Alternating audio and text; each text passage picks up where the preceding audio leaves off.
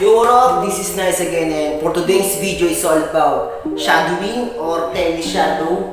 Yung tennis shadow yung magsiswing ka na without tennis ball. Yan, magsiswing ka ng gano'n, no? Yan.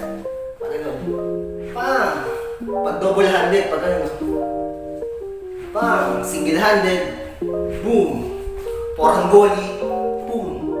Backhand volley. Boom! Walang backswing, walang parang to block na gano'n. Boom! Tennis shadow yun. Tennis shadow ng forehand. Pag gano'n. Bam! Pag gano'n. Boom! Dapat tingin ka sana incoming ball. Pag ganito. Tingnan. Move your feet. Always move your feet. Dapat wag gano'n. Dapat wag ito. Flat footed. Galaw-galaw. Parang dini-stroke. Pag tingnan incoming ball. Boom! Turn sideways. Drop your racket head. Swing. Pag gano'n. Swing. Pag gano'n. Napaka-importante at malaking contribution yung tennis shadow o shadowing ng tennis. Kumbaga sa boxing, yung mga boxer nag-i-improve din talaga sila. May malaking contribution yung di ba yung mga boxer pag nagpa-practice sila at ni Manny Pacquiao o di kayo may ibang boxer, malaking contribution pag nag-boxing sila, yung nagba-boxing shadow sila. Pam! Gumagano sila, di ba? Bumibilis yung hand speed nila.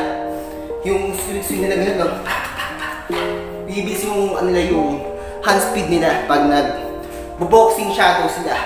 Yan, nabibenefit sila ng nagbibenefit sila ng shadow nila. Pam! Ganun yung pag-boxer, di ba? Parang ganun din pag tennis. Nabibenefits din yung isang tennis player na mag-shadowing o mag-tennis shadow. Boom! Napapractice yung racket head speed, mga gano'n. Boom! Kasi yung pagpapalo tayo naman sa tennis kasi, pagpapalo ka ng malakas, hindi naman yung babrasuhin mo yung bola, yung lalakasan mo yung mamimerso ka, manggigigil ka, hindi gano'n yung mamasilin mo talaga, yung muscle na gagamitin mo, hindi. Yung malakas na bola sa tennis, pag mabilis yung swing mo, mabilis yung racket head speed mo, boom! Mabilis din yung bola mo. Pag mabilis yung kamay mo, di ba pag yung boxer, hindi man sila mamimersan, malaki yung hilang, ganun Ganun lang ganun lang pag mga boxer, pang! Parang pitik-pitik lang, di ba? Walang mahabang hugot na ganun. Mabilis lang yung swing na ganun. Ganun lang sila. Mabilis lang yung hand speed nila. Ganun yung pag tennis din, mabilis din yung racket head speed mo. Mas mabilis yung bola mo. Hindi mamimerso ka. Dapat lang meron kang hip rotation. Pag tennis, dapat meron kang hip rotation, lower, power from the ground. Rotate mo yung katawan mo from the hips, from feet, hips, shoulder, then racket head speed. Laging yung weight comes from the ground. Palagi pa ganun. Boom! Rotate mo yung ganun katawan mo. Pag ni-rotate mo yung bewang mo, mahihila mo na yung racket ganun. Laging pull forward. Pag ganun. Boom! Boom! Nagsiswing ka ng walang bola. Diba? Nasaan yung improvement daw dyan? Nasaan yung improvement yan? Boom! Nagsiswing ka walang bola, wala kang tinatamaan. Pero mag-i-improve ka niyan, diba? Kasi ultimo props, mga tennis pro, nagti-tennis shadow yan. Boom! Tennis shadow yung gano'n. Ayun yung kinaka-improve ng forward swing nila gano'n. Ayun yung doon mag-i-improve yung forward swing na doon pa din-develop. Kahit yung mag-i-start pa lang yung rally. Di pa mag-i-start yung rally, diba? Mag-i-start pa lang. Wala na kalaro nyo. Swing na yung gano'n. Parang pang warm up. Boom, mabagal lang muna, pang warm up. Yan, para ma-relax yung muscle nyo. Mabagal lang muna. Tapos pabilis. Boom! Boom! Mabilis na racket head speed. Hindi boring yan. Kasi kung boring yan, wala kayong makukuha dyan. Ultimo yung mga tennis pro, kahit yung world #1 na si Rafael Nadal. Nagte-tennis shadow rin siya, mga props.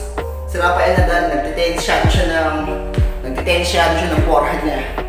Yan, baka niya, double-handed siya. Nagte-tennis shadow siya, gano'n. Boom!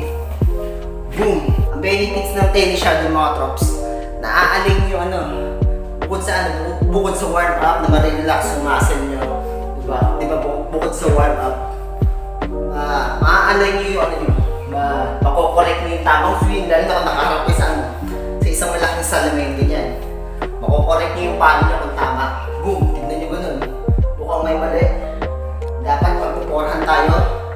Pagpuporhan, dapat take back, may space. Back swing, may space. Huwag ganun. Forward swing, may space. Huwag pa ganun. Contact point, may space. Forward swing, may space. Hanggang follow through. Extend, then follow through. Laging may space. Huwag pa ganun.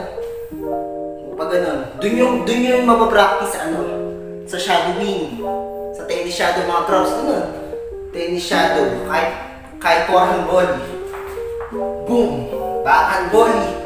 Boom! Yan, pag ganun. So, kung meron mga space na kung yung bahay nyo kung sakali, katulad nito, mababa yung kesame. Hanap kayo ng pwesto, o di ka sa garahe nyo, maghanap kayo ng pwesto na pwede kayo tennis shadow na pwede kayo makapag-smash. O overhead smash, combination volley. At syempre, i-tennis shadow rin natin yung tennis serve. Hindi pwedeng mawala yan, napaka-importante yung mga trops. Tennis serve. Hanggang sa muli mga trops, yun lang sa ngayon. Hanggang sa muli, kita-kits sa mata, kita-kits sa court.